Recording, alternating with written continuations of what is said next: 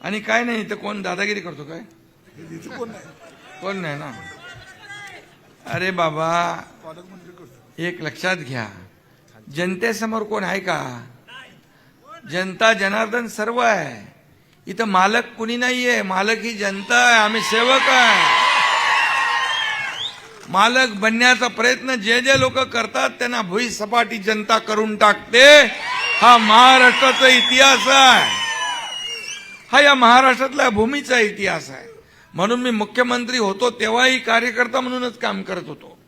आजही कार्यकर्ता म्हणून काम करतोय. उद्याही कार्यकर्ता म्हणूनच काम करणार आहे. आणि त्यामुळे पोलीस बांधव इकडे आहेत आपले. कायदा सुव्यवस्था नीट ठेवा. निवडणुका तर येतील जातील, परंतु आपल्या कुठल्याही परिस्थितीमध्ये कायदा सुव्यवस्था अबाधित राहिली पाहिजे. जनतेचा पोलिसांवर असलेला विश्वास वाढला पाहिजे. ही जबाबदारी आपल्या पोलीस डिपार्टमेंटची आहे.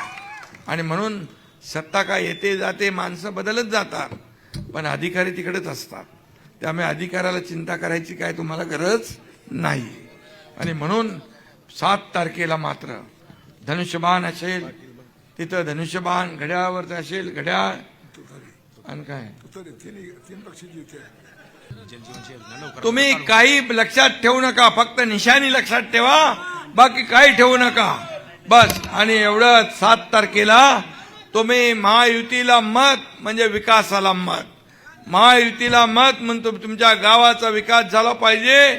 तुम्हाला या भागामध्ये पाणी, रस्ते, दिवाबत्ती, ज्या ज्या काही सोयी सुविधा आहेत त्या मिळाल्या पाहिजे. ग्रामीण भागाचा विकास जिल्हा परिषद आणि पंचायत समितीच्या माध्यमातून होत असतो.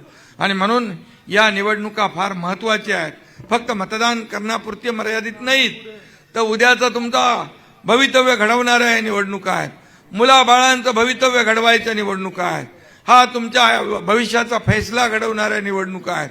आणि म्हणून सगळ्यांनी 7 तारखेला बरोबर मतदान करा आणि आपल्या सर्व उमेदवारांना विजयी करा.